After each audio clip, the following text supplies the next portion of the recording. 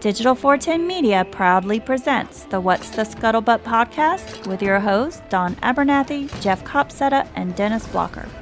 Welcome, everybody, to another episode of the What's the Scuttlebutt podcast, your favorite World War II podcast. And we had a little change in schedule last minute this week. That's right. Joining us, as always, Mr. Dennis Blocker Jr. Dennis, how you doing today, sir? Doing great. Doing awesome. Before we get started, because I hate to throw the brakes on a good conversation, a good topic, I want to get this out of the way. It's been a while. We've been teasing some Patreon giveaways, and the two things that we've mentioned in the past haven't come to fruition yet. They're still in the mail.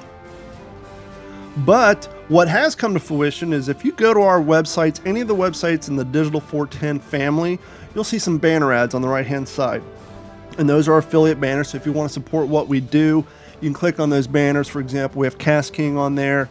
We have Bully Sticks. If you have dogs, you can buy Bully Sticks. And they send us a little bit of a thank you for that, and it helps keep the lights on around here. Interestingly enough, and I've been doing affiliate programs off and on because I've been hosting websites since 2004. And so I've played around in the affiliate program. I've never had this happen to me before unsolicited. I get the spam through TikTok and Instagram, but never just through our email at info@d-410. One of those companies that I chose to affiliate myself with because I thought they had really great products. I'm not going to put banners on our website for stuff we're not going to buy. You're not going to see, cheap Chinese crap like you see all the influencers on TikTok. There's fishing gear on there. There's some fitness stuff, like I said, dog stuff. And this company is called 1791 Everyday Carry. And since this relationship has formed, we are now affiliated with their parent company, 1791 Gun Leather. They make gun holsters and all that. But this is 1791 Everyday Carry. And you and the host of the other podcast I do, What's in Your Head podcast, you guys are perfect for this. I was perfect for this in my old job. What's the one? Name me two things as a rancher you carry in your pockets every day. Just two things, just two tools that you use every day. Pocket knife, for sure. And? Absolutely. One more item. Well, if you're in Texas, you got a gun on your hip because of rattlesnakes. Okay, let's say guns aside, just two things you have in your front pockets. Just two items. All right, you got your pocket knife, of course, and probably a Leatherman, something like that. Leatherman multi-tool, perfect. Yeah. Morgan over What's in Your Head podcast. His daily job is he works on gas and propane cylinders. He refills gas and propane cylinders. Mike, my co-host on What's in the Head podcast, he's a plumber. They too have pocket items. They got pocket tools. And the worst thing about having pocket tools is you sit in your truck and what happens? The crap falls out and goes down in between your seat and your console, or you get home, you got to pile it out and figure out here's my Leatherman, where's my pocket knife? One of the cool things. Not only it pinches you. Yeah, pinches you. In worst case scenario, okay, so actually, I got my original one, hold on. This is an old beat up folder I've had since 2008. And it used to have the little pocket clip, right? So you slide it inside your pocket and the clip would stick outside your pocket, right? Mm-hmm. Here's my K-bar folder. See that little clip right there? Yeah. I had this guy in my pocket, clip sticking out, carried it like that all the time. One day I was walking through my driveway and I turned myself sideways to walk in between my truck and my Volkswagen. Got a little bit too close to the Volkswagen. The clip on this knife put a big old line down my Volkswagen because I rubbed my leg up against it. These are things you don't plan on.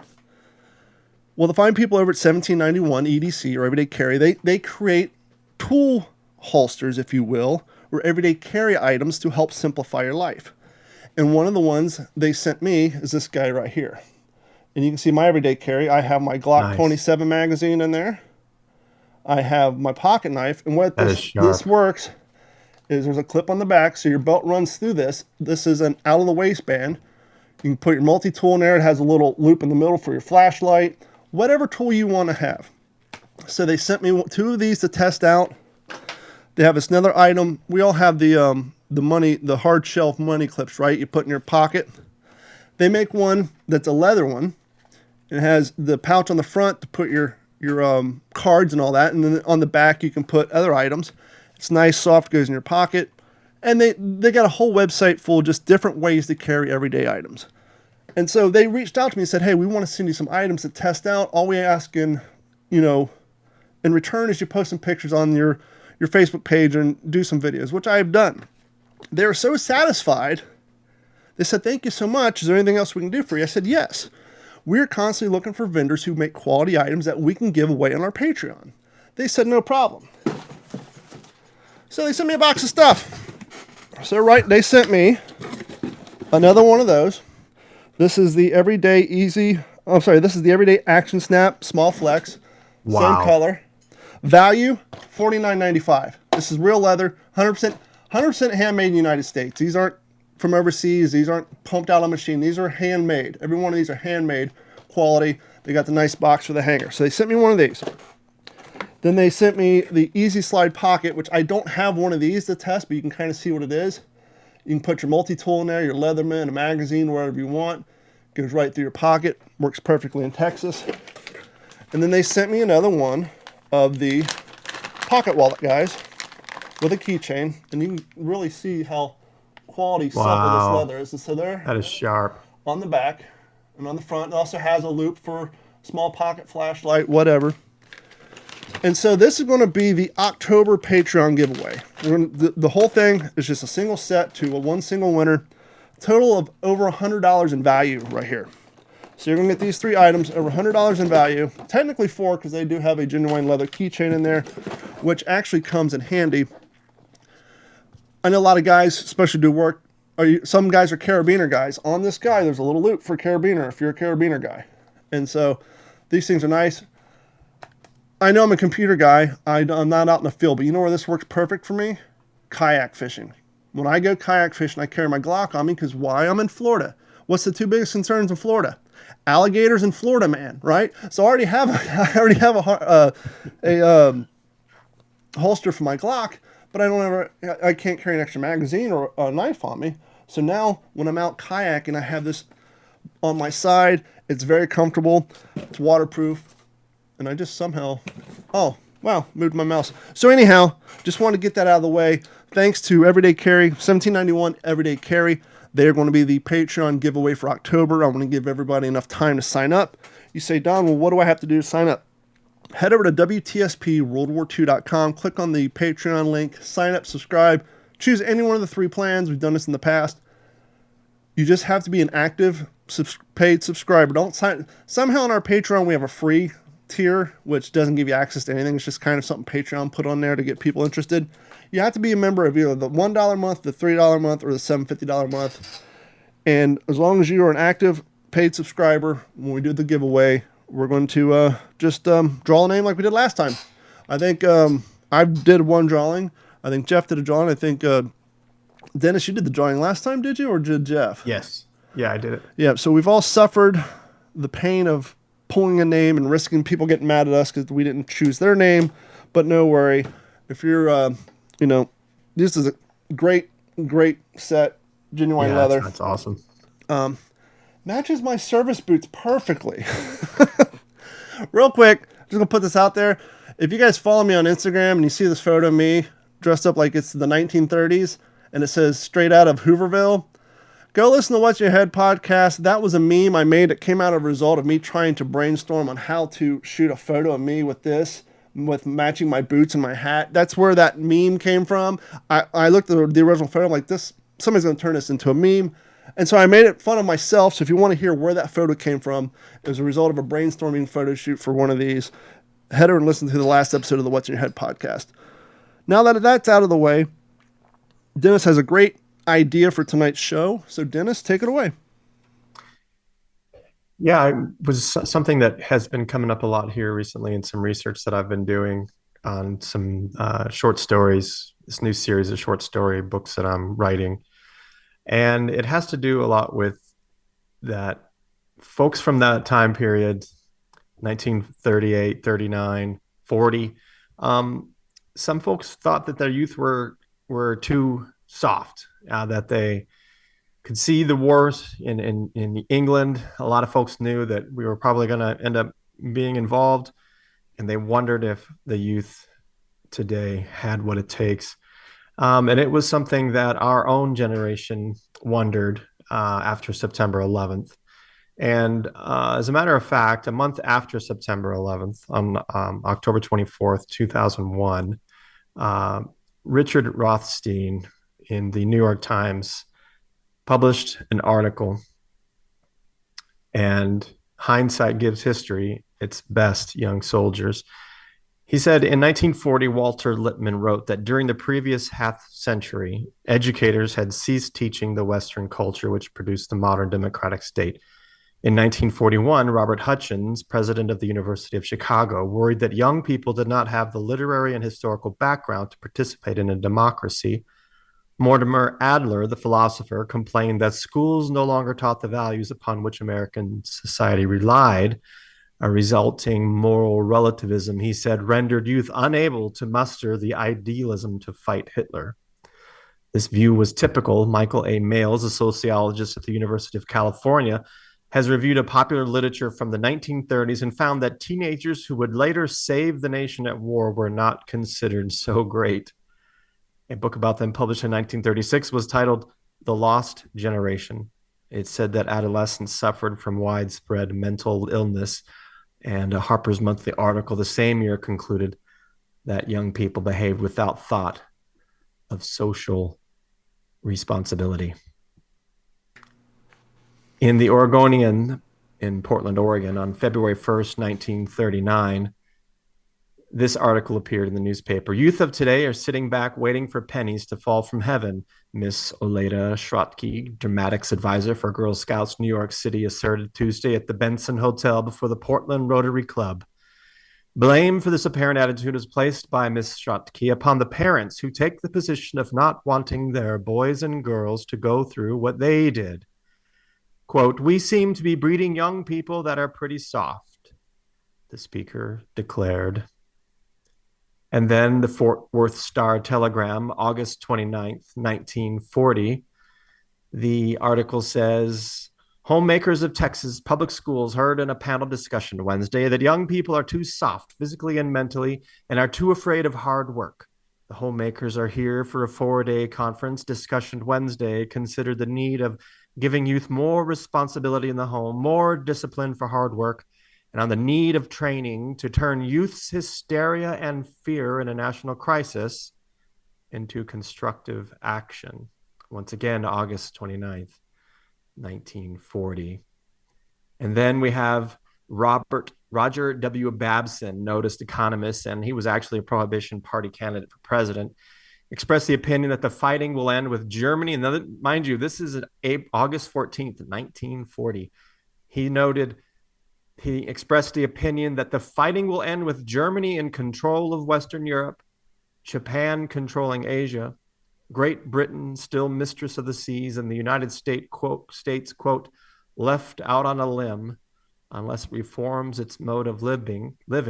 Babson, who arrived here today on a transcontinental tour, said, American young people are soft. And then in Oklahoma City, Oklahoma, January 10th, 1941, less than a year from December 7th, Roy Rutherford, in a sports column, says, it's quite likely we may have been overemphasizing football, but somehow it seems to me it's better to have our youngsters learning to block and tackle as a steady diet rather than to march in goose step. More desirable to have put leather helmets on them rather than tin hats. We're a young nation and given to going to extremes, and huge numbers of our young people are soft and selfish, but surely we haven't done such a bad job. And we see just months from Pearl Harbor, that was the attitude. Don, did you come across anything? You know, it's interesting.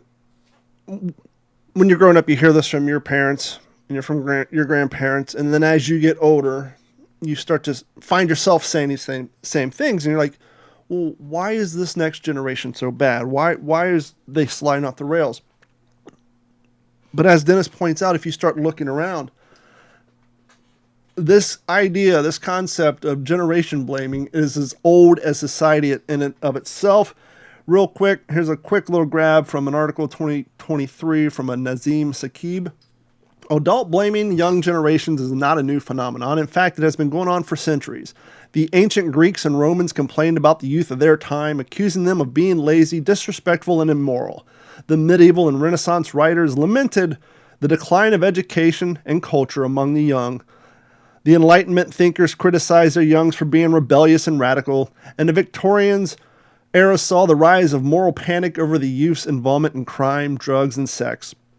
The 20th century witnessed the emergence of young subcultures that challenged the norms and values of the mainstream society, and the 21st century is no different, with adult blaming the young and being too addicted to technology, too entitled, too selfish, and too ignorant. And I went on, and so I did a little research. Listen to this quote. Adults have biased perception of the young generation. Blah, blah, blah. Here we go. The children now love luxury. They have bad manners, contempt for authority. They show disrespect to their elders and love chatter in place of excess. Children are now tyrants, not the servants of their households. They no longer rise when elders enter the room. They contradict their parents, chatter before company, gobble up dainties at the table, cross their legs, and tyrannize their teachers. Socrates. This goes back to Socrates' time. Okay, this is nothing new. I was totally gonna say that has to be like the 1960s. This gentleman's name's Robert Russells. I find by sad experience how the towns and streets are filled with lewd, wicked children, and many children, as they have played about the streets, have been heard to cuss and swear and call others by nicknames. And it would grieve one's heart to hear what bawdy and filthy communications proceed from the mouth as such. The 1600s.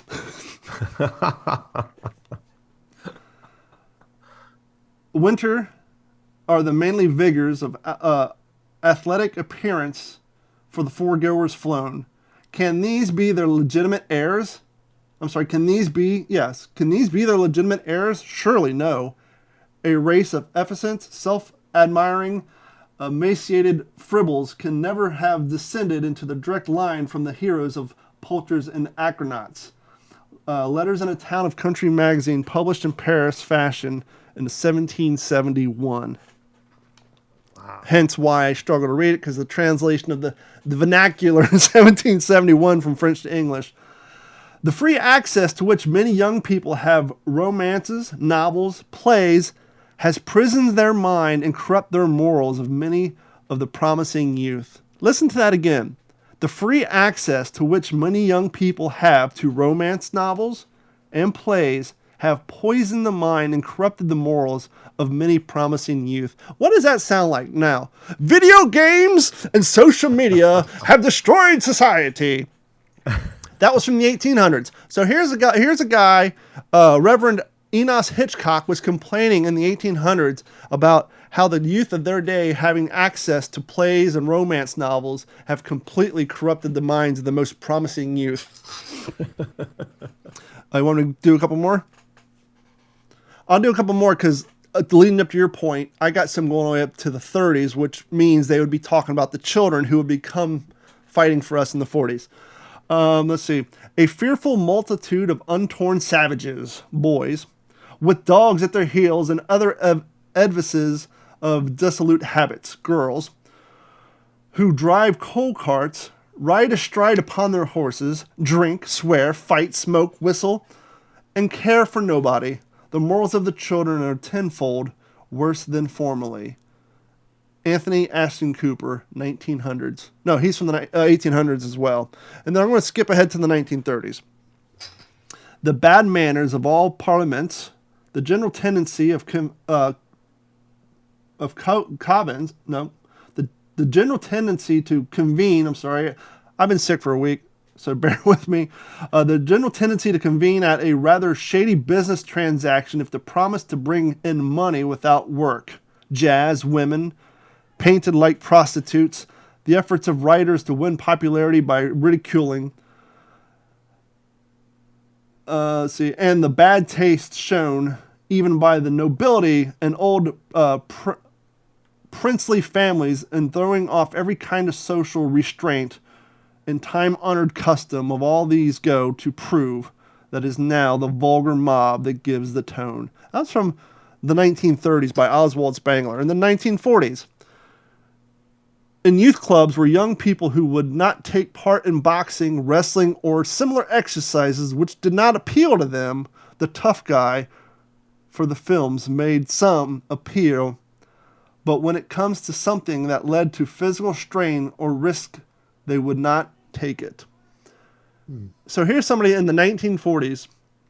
2 years later, our kids, the same youth, would put themselves in harm's way by the thousands. Well, the thousands who died, hundreds of thousands who put themselves in harm's way. And once again, in youth clubs where young people who would not take part in boxing, wrestling, or similar exercises which did not appeal to them, the, quote, tough guy of the films made some appeal, but when it came to something that led to physical strain or risk, they would not take it. I think they proved them wrong. Yeah, I would say so. Yeah, from Okinawa to Iwo Jima to Sicily to Anzio, Africa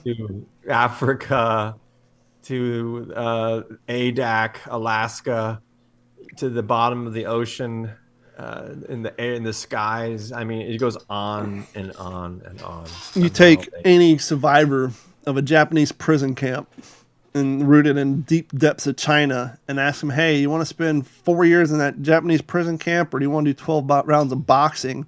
I'm sure they'll happily take you up on the 12 rounds of bare knuckle boxing easily. Absolutely. I wonder what it was back then. Today we have video games and obviously a very cush life compared to the rest of the world. But, I know that they had jukeboxes back then, and their parents would have not had any of those things. They had the movies, ice cream, hot rods. But I think that they. Oh no! I think we're getting a little ahead of ourselves. What are you talking about, the 40s or the 50s? Because hot rods didn't come out until post-war. Are we in this part of our conversation in our exercise here? What year are we thinking? Yeah, jukeboxes. So early 40s, because I know that like Harry James and those guys, they were but hot rods. You're absolutely right. That wasn't until after. Well, here's to that point. Here's a fundamental exercise. So we're in the 40s, right? You have two generations. You got the generation of youth that in 2 years from now we're going to be enlisting. Some of them that are already in the Air Corps fighting a little, early before we get wholeheartedly involved. Then you have their parents who saw what their parents did in World War I, but more importantly, they lived through the Depression, right? And their kids were growing up during the Depression, but their parents were the ones going out, standing in the soup lines. Their moms was trying to hold the family together, make meals out of whatever scraps they could find. The parents are out. And in a lot of cases, the kids, depending on where you lived, if you're a farmer, clearly your kids are out farming. If you're in a city, depending on where you lived, a lot of the kids would go, you hear a story where, we'd go down to where the coal would come in and try to grab coal off the train lines and get chased out by the yard workers, or we would go try to collect aluminum or bottles. The kids were trying to make their way, but I'm sure if you think about it in the aspect of here's a parent or a parental generation turning their nose up at their children's generation, which we've just established is just human nature. Yeah. But I'm sure that resentment, because, at the end of the day, it's a little bit resentment. It's a little bit, as the article I didn't read pointed out, humans have a tendency to look back at their youth with fondness.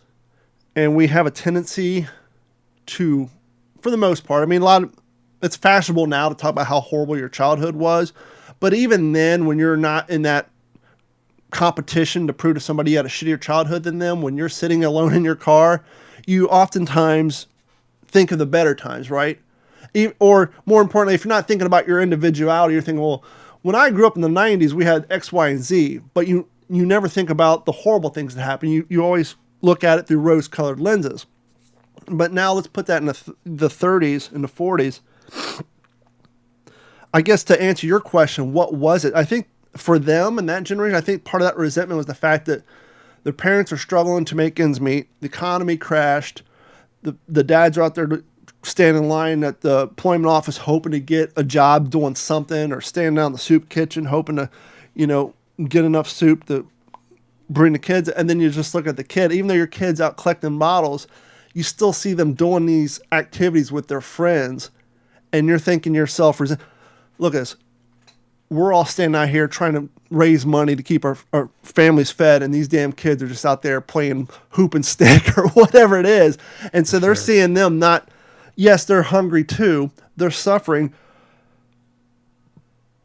But the beauty of the innocence of children, and you hear this all the time, right? You talk to, whether it's, we hear this from when we talk to veterans who grew up in the 30s, or if you talk to somebody who grew up in the 80s or in the 90s during, the recession, you talk to somebody who grew up in a poor town or a poor neighborhood, they didn't know they're poor because everybody's poor at the same level. It's, most people don't realize it until their parents work their way out of being dirt poor, transition to the next level. But compared to their contemporaries, they're super poor because they made that transition from poor level A to not so poor level B. But for the kids in poor level B whose parents are working their way up that ladder, they see you when you come in that rung as you're the poor kid at the school, even though all the kids at your old school think you're the rich kid. So you're damned if you do and you're damned if you don't. And so I think a lot of times that resentment comes from, and it also comes with technology too, right? The parents, the parental generation of the 40s and the 30s, when they were kids, I mean, if we think about this, those who fought in World War II were born in the 20s, the late teens. That meant their parents were born in the late 1800s, right? And so when we were growing up, we were lucky to have a mule and a goddamn wagon. Now you guys have these automotive cars, you have telephones, electricity, unless you live in Appalachia and some parts of the, flyover states. But for them, just the boom in technology, even though it was during the Depression, I mean, you had, look how much easier they have it. They got electricity. If you lived in a city, you may have some shitty plumbing, but for most cases, there was some sort of water. And so I'm sure just the technology alone compared to what their families had to grow up with in the late 1800s, early 1900s comparatively, was enough to make them resentful. And talk about, oh, you guys would have never made it. You guys would have never made it back in my day. Look how soft you are in your leather bound shoes and your wool trousers. We had to wear burlap underwear. I'm sure. Yeah. I'm sure that's where a lot of the old sayings came from. We had to walk to school uphill both ways in my day because we were on what was the trail that the poor people got stuck in the mountains and they had to consume each other. Oh yeah, Dahmer Pass. Yeah, well, we survived the Dahmer Pass. You guys are worried about eating potatoes 3 days a week. My day, we'd be lucky to have potatoes. And so it's just interesting, I think. Yeah, it's pretty wild. And I think that the parents were probably very self-absorbed, and they're so exhausted and tired and worry. I know as a parent, you worry about your kids, how you're going to feed them. But what do all authors say about the greatest generation, what we call the greatest generation? What molded them? Almost everyone agrees it was the Great Depression, right? It was that hardship. It was the hardship. So even though the parents may have thought, obviously they thought their kids had it pretty cush, but it's like everybody had some like maybe everybody had some head trauma with some short-term memory loss, because I know a lot of veterans that I interviewed, including like fellows who specifically joined up at 16 just so that it would be one less mouth their mom had to try and feed. 1940 or 1941, or like Lawrence Bozarth, who died at Iwo Jima on the LCI gunboat 449. In elementary school, on his way, he stopped at the horse slaughterhouse, and they would have bones out on the deck, and he would sift through and pick the best bone and stick it in his lunch pail. And then the teacher at school would put water in a pail and boil that bone for him, and he would drink the broth, and that was his lunch. So it's fascinating to me to see in 1930s and 1940, 41, these venerable people talking about how soft the young people are, because the evidence is to the contrary about what they've had to endure in mass. And it wasn't like it was just one small segment of society. It was a large segment of society that was just getting by, and hence the CCC and these guys that went on to fight. A lot of them did join the Civilian Conservation Corps, and they had these jobs, which was awesome, that Roosevelt spearheaded. And, as a matter of fact, my grandmother, her fiance, who died in the Pacific, Delbert Brond, he died on a B-25 in off Australia. He was in the CCC up in Baraboo, Wisconsin, refurbishing Devil's Lake into a campground, and that's how they met.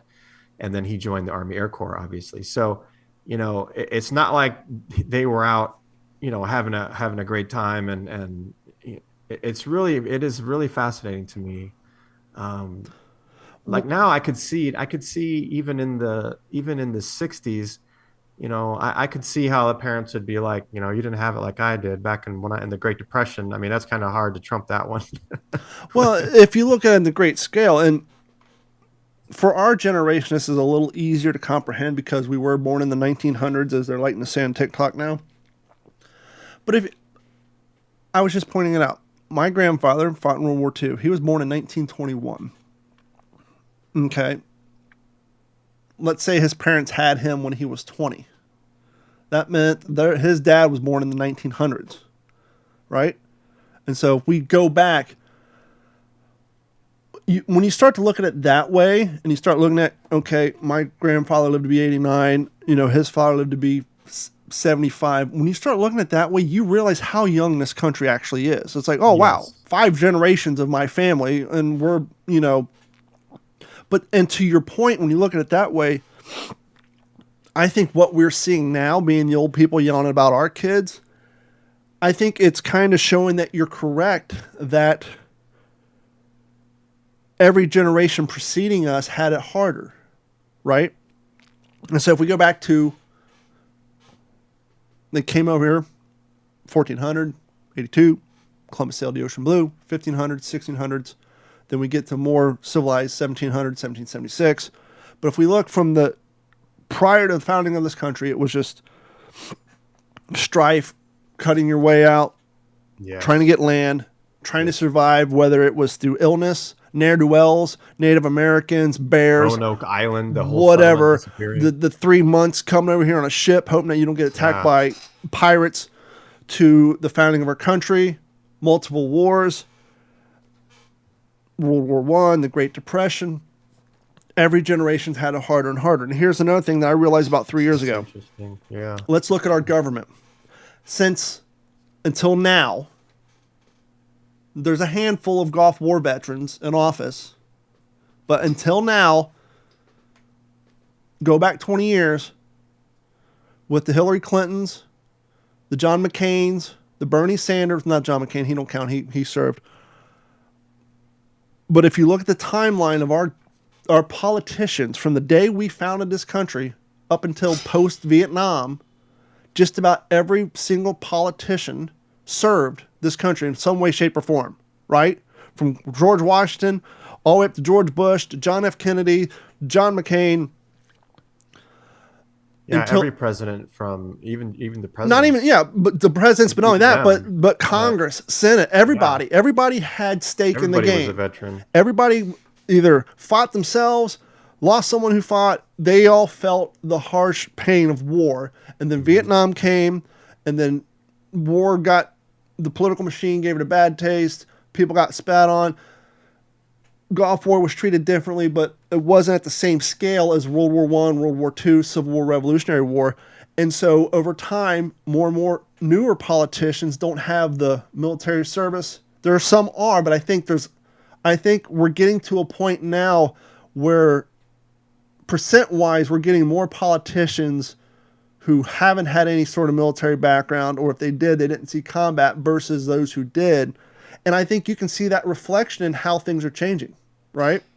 And to that point, when every single generation up until, notwithstanding those of you who served, in Iraq, Operation Desert Storm, Gulf War, and all those, which by comparison was a smaller percentage, and our population grew. As our population grew, the percentage of those of you who served in comparison shrank, right?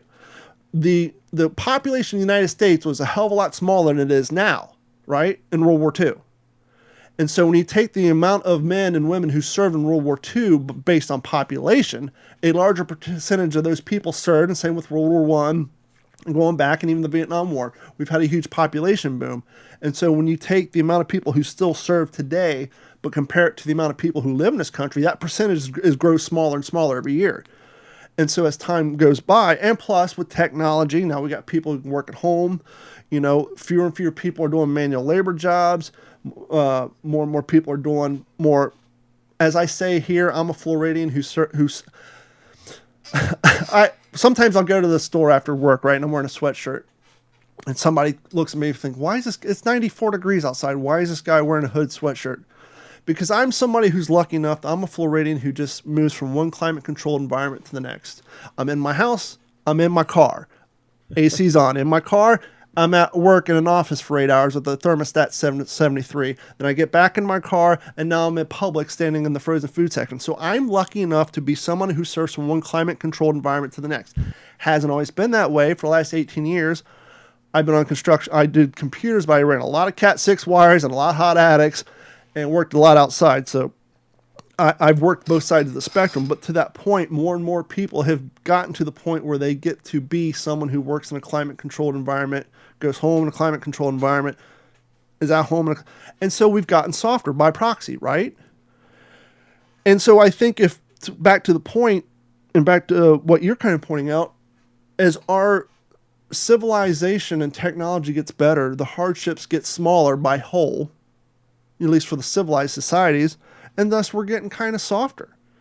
And so I think the reason every generation looks at the younger generation as weaklings is because we always had it harder.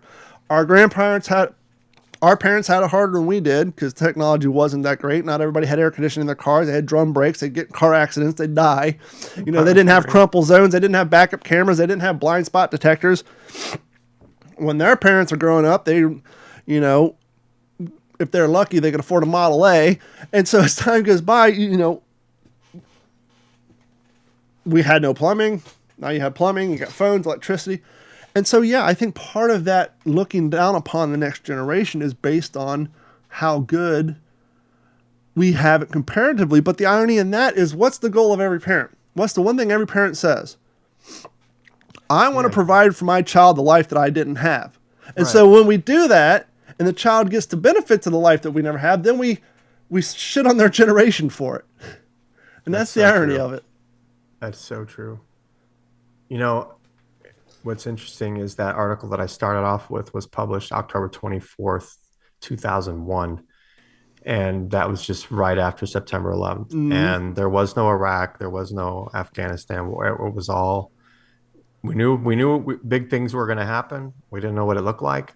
And the journalists the last line stated that it has yet to be seen how our young people will fare in this fight. And I would say they did damn good. They went to Iraq and they handled business. Yeah. They went to Afghanistan and they handled some freaking business. In places like Fallujah and Ramadi, taking Baghdad.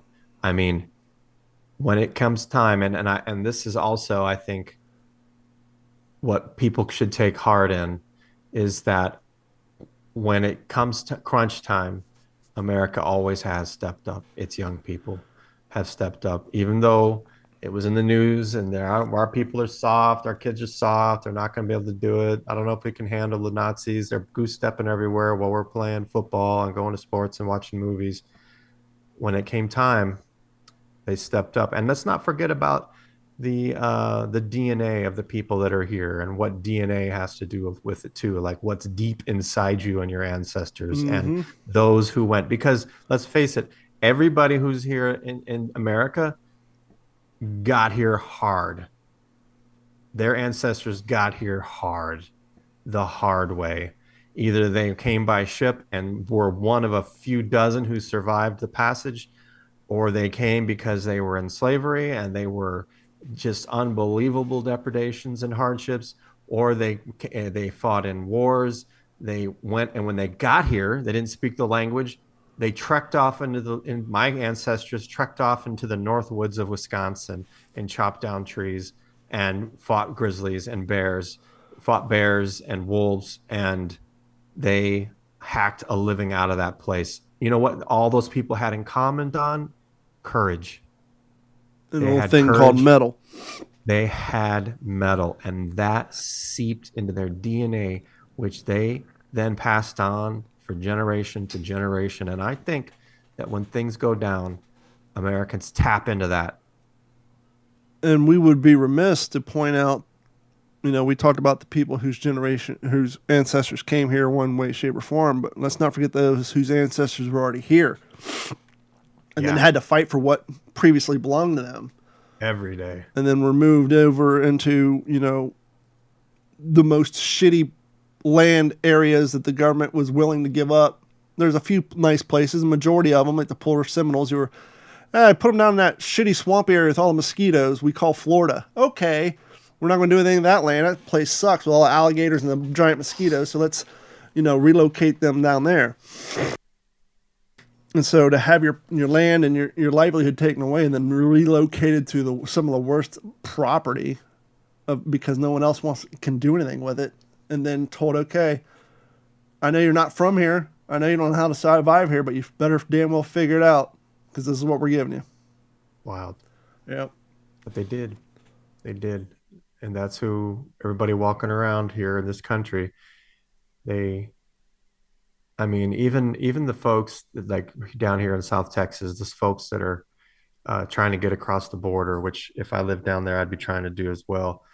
But I can't help but have so much respect for some dude who left Honduras, trekked across Mexico, gets to Texas, and thinks, all right, I'm in the U.S. Well, congratulations. You just crossed into the desert. And now you have to try and survive with the sun trying to kill you. The elements, no water. It's just relentless. There's coyotes, rattlesnakes, scorpions, all kinds of spiders. And ne'er-do-wells who basically everything. Force you to use their services to get over here. Now you're indentured to them. You got to pay a huge ticket when you get over here. And then not get caught and sent back to make it all for nothing. And then those that make it through, those who do, they go on, and in our history, they've had babies, and those babies went on and fought at Normandy, and they fought in Vietnam, and they fought in the Gulf War, and they fought in Afghanistan, and they kicked some major booty because they come from some hardcore DNA and that metal that you spoke of. It's pretty awesome that the American story is that part of the American story about why we're always able to pull through and make it happen. And I just, interesting subject. I'm glad we talked about this. To lighten things up a little bit, we could go on talking about this, but I think it's kind of fun to leave it up to the audience to figure out the modern day aspect of it. We'll leave that for a different group of people to talk about 20 years from now, because I think we did a good. Email us your comments. Yeah, email us at mailcall at WTSPWorldWar2.com. But yeah, it's interesting to see how going all the way back to the Socrates, or if you're Bill and Ted's Bogus Journeys, Bill and Ted's Excellent Adventure, a Socrates fan. Yeah, it's interesting to see that. Yeah, it's human nature. One of the things I figured out about 15 years ago, because Carrie and I have been together 18 years, and when we first got together, her brother and sister were teenagers, and now they're married and getting ready to hit 30. I remember one time we were sitting out, and her brother and her sister like 16, 15, and we're talking about, you need to go out and get a job. Well, I can't get a job. Only place going to hire me is Burger King. I'm not going to work at Burger King. And both Carrie and I, when we were teenagers, we worked at Wendy's and McDonald's, all that stuff. Like, why not? You know, you got to learn how to work somewhere. No, they were above it. And Carrie and I were trying to talk to him, and then this thought has hit me, and I've thought about it a lot. And let me know what you think about this hypothesis. The biggest practical joke God has played on man, regardless of how old you are, when somebody older than you tells you not to do something because it's not going to turn out the way you planned, because they've already done it, you think they don't know what the hell they're talking about because they're older than you and they're not hip and wise, that you're younger than them. Doesn't matter if you're 15 and they're 20, or if you're 35 and they're 60, or you're 60 and they're 93. You always think when somebody older than you tells you not to do something because it's not going to turn out the way you planned, go the other way. You always think you know better than they do. It doesn't matter. Yeah, that has baffled me. I'm very lucky and fortunate because I was like that as a teenager. But something happened. Maybe it happened in Africa when I was run over and almost killed in the Congo, but at 16. But not for nothing. There's a story none of us know about. You just, I almost got killed in Africa at age 16. Whatever. We'll have to say that for another time. Yeah. That's a book I'm writing too, called Sitting at the Feet of Africa. But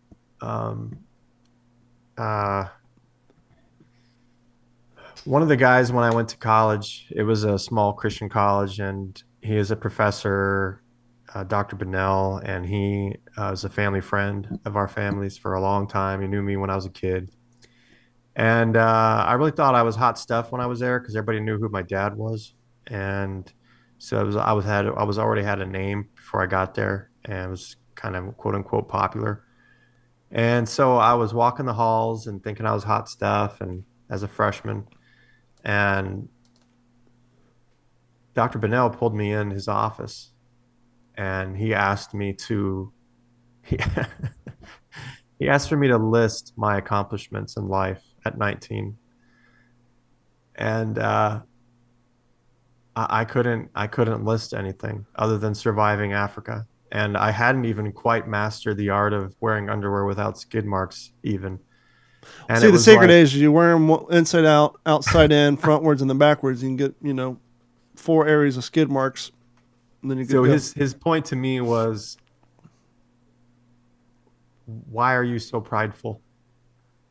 And my feelings were hurt because he brought up a mirror essentially and showed me myself. Ooh, we don't like when you do that. No, but yeah, perfect example of that. Go to a comedy club. Comedians start saying shit. Everything's funny until what he says is pointing a mirror at you. All of a sudden, you're like, "Yep, that's right." But I thank God that I had the audacity to listen, and I took it as constructive criticism, and I knew that he was telling me because he loved me. And I made the adjustment, and my life changed. And we, even talking to my girls and family and friends, even at a campfire or whatever, it is a moment. It's one of the key moments of my life where it changed my trajectory from being an a-hole to being somebody that people want to be around and have come over and commiserate with. And that was that direct moment. And so I would say don't give up on giving advice. No, we need it more now than ever. For sure. For sure. So I want to lighten the mood up before we wrap up the show. Much like a lot of Americans, especially in this hard times, we cut the cord, right? Why pay $90 for cable TV when I'm only watching 4 channels? I just keep the internet, cut the cable. We all go out and we get Roku TVs, sign up for services if you're lucky enough to live in an area that has internet. But so I have Roku TV. A free service. You go down to Walmart, you buy a 32-inch on-brand TV or whatever generic TV. They all have Roku built into it. And so you turn on Roku TV and you can watch a lot of old crap. Carrie and I are watching Leave It to Beaver tonight and watching the later years when Wally graduated high school and Beaves, now getting the hots for young ladies and this and that. And you're looking at Mrs. Cleaver and like, God damn, she was hot. And you Google it. She was only 41 on that show. Yeah, I'm 46, so nothing wrong with me thinking Mrs. Cleaver was freaking hot. One of the other things I watched is on Roku, you can pause it, Match Game 77. You familiar with Match Game? Gene Rayburn. I know I've seen it. I know I've seen it. It was a daytime show, as the name implied. Match Game 77 was filmed in 1977. You had Gene Rayburn. You had Charles Nelson Riley. You had Richard Dawson. Yeah. Richard Dawson played the host in Running Man. I'll buy that for $1. Yeah. And the whole point is you have 2 rounds. You know, Dumb Donald was so dumb that he took an egg and planted it so he could make and then a blank. You're like eggplant or a chicken, you know, and then you win it and you make money. That was a great show. Well, I'm watching it, and Gene Rayburn, he's probably in his 1977. He's probably in his late 40s, early 50s. And I'm watching one episode after the other because without commercials, they're 20 minutes long, so you can just binge watch these. Nothing else to watch. And he would constantly talk about airplanes. And then one day the contestant was on there. He's like, yeah, I fly out of the airport in Las Vegas. I'm a pilot of the last Ford tri-motor in existence. And Gene's like, you fly a Ford tri-motor? Yeah. What's the hours on the airframe? He started asking real specific, not just, hey, I like to fly in planes. You know, he started asking real specific fucking questions. I'm like, I'm doing the math. 1977, he's in his 50s. I get out to Google. Boop, boop, boop, boop, Gene Rayburn. Let me tell you about Gene Rayburn, host of The Match Game, 1944. G. Rayburn joined the United States Army Air Corps. He began training in Goodfellow Field in San Angelo, Texas, and graduated in 1942. He flew combat missions in the Pacific Theater with the bomber barons of the 394th Bomb Squadron, the 5th Bombardment Wing of the 13th Air Force. On 8/2/1943, he was piloting a B-17E Flying Fortress named the Yankee Doodle. Mechanical failures caused it to crash on takeoff. He flew over 89 missions and was awarded the Flying Cross and the Air Medal before 1945. Oh my God. And in the 70s, he's hosting a goofy-ass... Actually, that show went on, I think, until the 85. That was a great show. Yeah, I watch it every night. And so I got to think of other celebrities of the time. I never knew. Green Acres is the place for me. Eddie Albert. You know the Eddie Albert story, right? Yes. If you guys ever watched the documentary Return to Tarawa, the person they're following around, he drove a landing craft and he was standing on Red Beach 1. He was talking about, I believe it was on, he was talking about, they may have been interviewing another veteran, but this veteran was talking about how during this combat, people are dying, and he just saw this landing craft zigzagging out in the water horizontally, not going in and out, and seeing some Navy coxswain pulling in guys. The battle itself started on November 20th, 1943, with bombardments from multiple U.S. destroyers and an air attack. After the lagoon was cleared of mines, the Marines then launched the assault on the beaches surrounding the pier. The Marines spent 2 days without reinforcements pushing across the island. The initial attempts to land tanks on the island failed because they got hung up on the reefs due to the nape tide that we all know about. Eventually, the successfully landed some Sherman and Stuart tanks on the island, but only one was operable by the end of the day. By noon, the Marines managed to push to the base of the airfield. The Japanese were unable to launch a counterattack because of the severed communication lines from the naval fire and the loss of their admiral. Let's see here.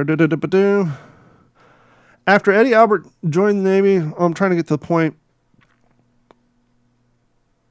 Long story short, I'm not going to find it in this article. They're explaining this in Return to Tarawa. This landing craft was going back and forth. Eddie Albert was the naval person pulling these wounded Marines out of the water. And I think he saved like 60 of them that day. He saved a tremendous amount of these Marines while being under fire himself. I wish I could see quickly in this long article about it. But yeah, this guy saved so many Marines by having his landing craft going back and forth all day, pulling them in out of the water. He got the Navy Cross, didn't he? Yeah, I believe so. This is a super long article. I was trying to find it. Yeah, I'm sure I could. Let me just pull up the Yeah, the Wikipedia on this will the probably. citation, the medal citation. Eddie Albert. Bravely rescued multiple Marines stranded offshore under heavy fire. Coxswain, United States Navy, earning the Bronze Star of the Combat V for his actions. His name during the war was Lieutenant Junior Grade Edward Albert Heimenberger. So he's another one of those who changed his name to sound less Jewish when he got in Hollywood. Let me see. Man, I thought he got a Navy Cross.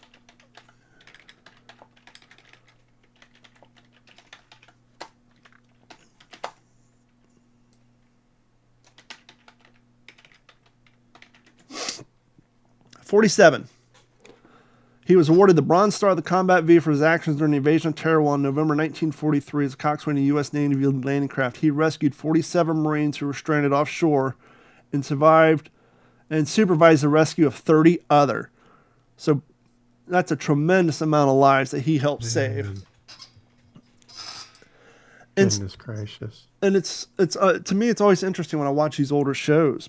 You know, talking about Leave It to Beaver. Hugh Beaumont. He's the one who did all the narration for the Cold War era duck and cover nuclear bomb training videos you'd watch in school. Duck and cover. Oh, wow. So yeah, Leave It to Beaver's father was big into narration before and after the war. Dun, dun, dun, dun. So yeah, there's a good chance that when watching these shows from the 60s and 70s, most of those older gentlemen fought in some way, shape, or form. Interestingly enough, I looked, not Charles Nelson Riley, he was too young. He was born in the 30s. We'll get to him real quick, even though it's not how to do World War II. But Richard Dawson, Yeah. he wasn't old enough to fight, but he's like 8th, 9th grade. And in his bio, he talks about being evacuated from his hometown because he was actually lived over in the United Kingdom due to the German bombing raids. And so he really didn't get to complete high school because his high school didn't exist. And so after the war, when he got to age, he did serve with the Royal Navy, but that was in the 50s. So he too was a military man, but just not during the war because he was, wasn't old enough to serve yet. Wow. Before we wrap it up, if you are a fan of the Match Game, and you know who Charles Nelson Riley is, he's the funny, openly gay guy. Go on YouTube and look up The Life of Riley. Unbeknownst to me, Charles Nelson Riley did voices on SpongeBob all the way up in 2005. And in the early 2000s, he was asked to give a speech at a Boy Scout camp about his life and turned into a 3-hour speech. And he then turned that into a one-man show, which he toured around. If you go on YouTube and look up Life of Riley, it's the last recording of a one-man show he did in 2007. He was born in 1932. I don't want to give away all the fine parts, but I want to give enough information like, holy shit, this guy lives some history to go on being the crazy game show guy. He's explaining in the late 30s, his father worked for Paramount Pictures as a painter. He would paint the advertisements for the movies. So when you go to the movie theater in the 30s and you see the movie star, he was a watercolor and an airbrush artist, and he would make the big movie posters. And as time went by, he had an appointment with a gentleman who came to town. He was getting into the picture business. And he'd been in the picture business, but he'd only worked in black and white. And he saw John Riley's work for Paramount. He said, man, you're the perfect guy I want to become my business partner. I've been working in black and white. I'm working on this new technology. We're going places. I want to go color. Come to California. Bring your family. John Riley's excited. This is what he wants. He's an artist. Working for Paramount's cool, but he's just working in the art department. Here's his opportunity to be on the ground floor of his new up-and-coming business. This new technology. So he goes home to his apartment in the Bronx, talks to Charles's mom, who was a very hard woman. Charles said that anywhere she went, she had to carry a baseball bat because no one in the neighborhood liked her because she was too busy yelling racial epithets out the window. It didn't matter if you're Jewish, Irish, whatever. Here's poor young gay Charles hiding out and his mom's just screaming epithets. And so one of the through lines, we grabbed her bat and went to the grocery store. So he came home. She's like, no, you have these crazy, bizarre dreams. My family's here. We're not moving to California, Mr. Riley, in your wild dreams. And so my dad turned down this opportunity of a lifetime. And that gentleman who wanted to make my dad his business partner was a guy by the name of Walt Disney. Jeez. He's talking about as his Walt Disney got success, his dad got more resentful, started drinking. And as often happened in the 30s, he got taken away in a straitjacket, spent some time in a mental asylum. And so he lost his job. He explained, we didn't have health insurance back then. This stuff was all super expensive. So they had to move to Connecticut. He actually gave the name of the address. And I looked up on Google, and it's still there, and it's still a shithole today. Late 30s, him, his mom, his two grandparents, his aunt and uncle are living in a one-bedroom apartment in Connecticut. His aunt was a head of nurse in New York, had a real bad hip issue from falling through ice as a kid. His doctor convinced her to do this new surgery, this breakthrough surgery that fixes all her problems. She signed up for it. It's this new thing called the frontal lobotomy.